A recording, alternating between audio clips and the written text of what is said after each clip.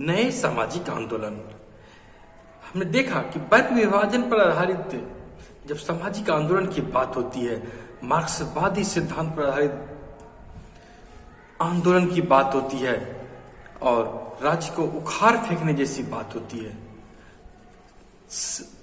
आंशिक परिवर्तन अथवा समग्र परिवर्तन की बात होती है, तो इन सब चीजों को, सामाजिक आंदोलन को अब पुराने सामाजिक आंदोलन की श्रेणी में रखा जाता है। यह पुराना सामाजिक आंदोलन है।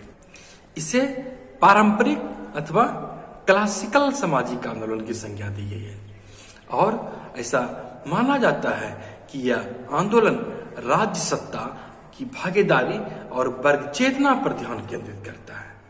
सामंती शासन व्यवस्था या अर्ध सामंती शासन व्यवस्था हो या आर्थिक ढांचे के विरुद्ध किसान आंदोलन हो, ये सब इस तरह के आंदोलन में आते हैं, पुराने सामाजिक आंदोलन की श्रेणी में आते हैं। वहीं वर्तमान संदर्भ में जो आंदोलन चल रहे हैं, आंदोलन के कई एक नए नए स्वरूप उभर गए हैं। इसे नए सामाजिक आंदोलन, नव सामाजिक आंदोलन की संज्ञा देते हैं।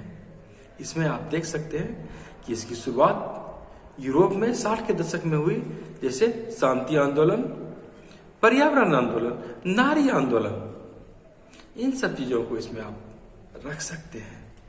और भारत के संदर्भ में देखें तो अस्मिता का संकट, अस्मिता के लिए लोग आंदोलन करते हैं।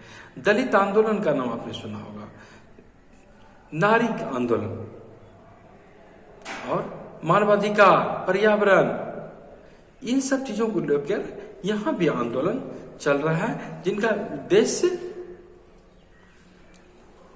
यह नहीं है कि हमें राज्य को, शासन व्यवस्था को उखाड़ फेंकना है, बल्कि यह नव सामाजिक आंदोलन, नए सामाजिक आंदोलन के रूप में जनमानस में व्याप्त हो रहा है। एक अर्थ में देखें तो इसे नव सामाजिक आंदोलन इसलिए कहा जाता है क्योंकि ये पहचान से जुड़े हुए, पहचान या स्वायत्तता से जुड़े हुए मुद्दे को उठाया है। वर्ग की बात नहीं है इसमें, कोई एक वर्ग विशेष जिसमें जुड़ा हुआ ऐसी बातें नहीं है। और यह नॉन क्लास है, इतर वर्गीय आंदोलन के रूप में है और यह राज्य से झगड़े में नहीं पड़ते हैं। यह सामाजिक आंदोलन का एक आधुनिक रूप है।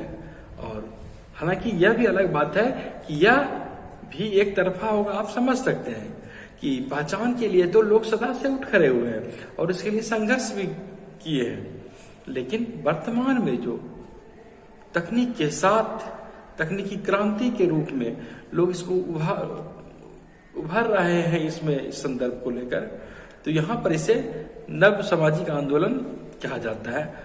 और इसके पहले यदि पहचान की हम बात करते हैं तो 1830 के दशक में भी भारत में ही छोटा नागपुर में एक, आपने सुना होगा नाम, बिरसा मुंडा आंदोलन का, तो वहां पर भी स्वायत्तता की ही बात थी कि लोग वह स्वायत्तता चाहते थे, ब्रिटिश राज के हस्तक्षेप का विरोध करता था। ये आंदोलन की प्रमुख बातें थी। और एक विद्वान हुए के.एस. सिंह, उन्होंने कहा है कि प्रजातीय शत्रु और डाकू, यूरोपीय धर्म प्रचारक एवं अधिकारीगण तथा जो देशी ईसाई यहाँ जो बना रहे थे, उससे निजात पाना भी उसका एक मुख्य ध्येय था। और जो मुंडा थे वो अपना खोया राज्य फिर से हासिल करना चाहते थे, जहाँ एक अच्छा समाज बनाना चाहता था, खाने को जहाँ समान होगा, अकाल नहीं पड़ेगा और लोग प्रेम पूर्वक रहेंगे। तो ऐसी बातें होती है।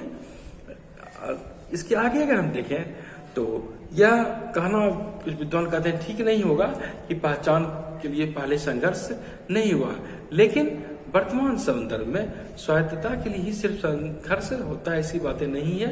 लोग अधिक से अधिक चेतना के रूप में उभार आया है उनमें और लोग नए क्रांति, नए सामाजिक आंदोलन की ओर अग्रसर हुए हैं। एक विद्वान हुए आंद्रे गुंदर फ्रांक का नाम आपने सुना होगा। उन्होंने कहा कि कि परंपरावादी कामगार वर्ग जो था, उनका आंदोलन 19वीं शताब्दी में औद्योगिकीकृत समाज का वो परिणाम था। समाज जब औद्योगिकीकृत हुआ तो फिर वहां पर ऐसी समस्या आए कि वहां पर आंदोलन हुआ और कृषक वर्ग, निष्ठावादी समुदाय, निर्जातीय, राष्ट्रीय, धार्मिक, नारीवादी आंदोलन विश्व के अनेक भागों में शताब्दियों के बीच जारी है। और हम अगर देखते हैं तो पुराना आंदोलन और नया आंदोलन कोई नए संबंध रखते हैं, ऐसी बातें नहीं है। लक्षण के रूप में दोनों में साम्यता यद्यपि की दिखती है। नए सामाजिक आंदोलन की विशेषता देखें तो यह कह सकते हैं कि पहले सामूहिक कार्रवाई का ध्यान केंद्र राज्य होता था, राज्य सत्ता होता था, लेकिन अभी उसका ध्यान वैयक्तिक होता है, वह नैतिकता से जुड़ा हुआ है। नया सामाजिक आंदोलन वर्ग आधारित नहीं है, पहले वर्ग आधारित आंदोलन होता था, अभी क्या है, यह बहुवर्गीय है। यह नहीं कहता कि समाज वर्ग पर या किसी विचारधारा पर विभाजित है, और यह वर्ग प्रतिद्वंद्वितावादी है। और सामाजिक आंदोलन या तो निर्जातीय है, ये नया सामाजिक आंदोलन, या फिर राष्ट्रवादी तथा एकाधिक है। और इसे आप नारी आंदोलन, इसका एक महत्वपूर्ण उदाहरण के रूप में आप देख सकते हैं। किसान का आंदोलन है तो ऐसा नहीं कि उसमें निर्धन किसानी है या धनी किसानी है, तो हर तरह के किसान उस किसान आंदोलन में सम्मिलित हैं। तो इसीलिए इसे वर्ग आधारित आंदोलन नहीं कहा जाता है। छोटे किसान हो, मध्यम किसान हो, धनी किसान हो, हर किसी का इसमें योगदान है। कृषक, श्रमिक हैं, वे भी इस आंदोलन में सम्मिलित हो जाते हैं। तो ऐसी बातें नहीं है। और जिस तरह कृषक आंदोलन आज की तारीख में हो रहा है, तो अब यह मार्क्सवाद का एक तरह से प्रतिकार भी करता है, इसका खुद आलोचना करता है कि जिसने की पूंजी की बात कही थी कि यहाँ पर तो धनी और निर्धन सब तरह के किसान एक ही मंच पर आ जाते हैं।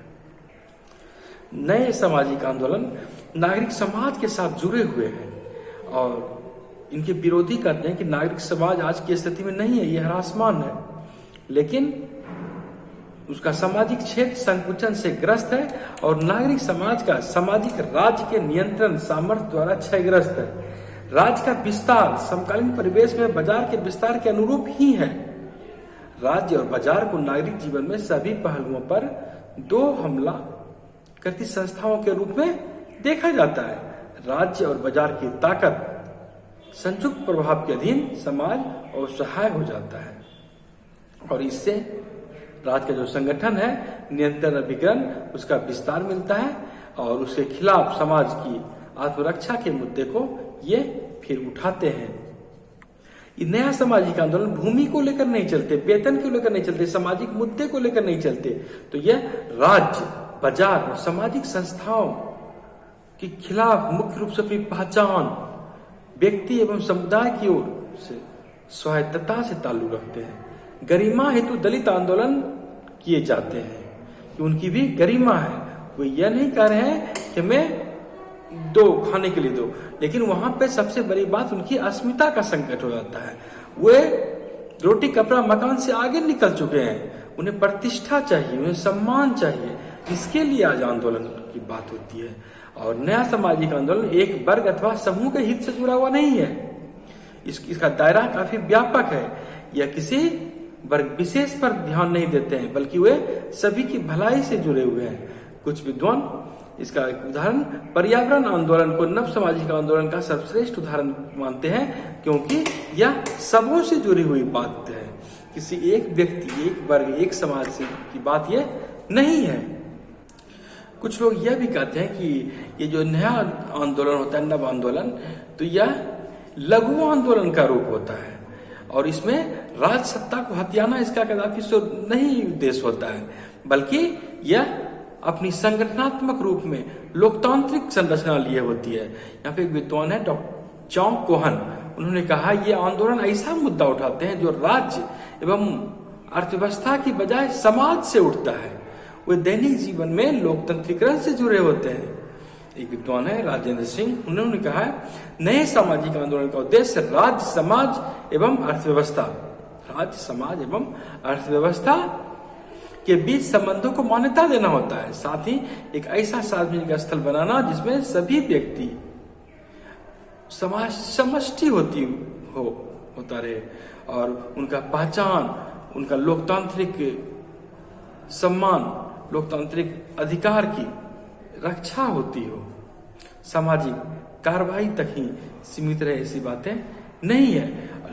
कुल मिलाकर देखें तो यह भी एक परिवर्तन का एक स्वरूप लिए होती है।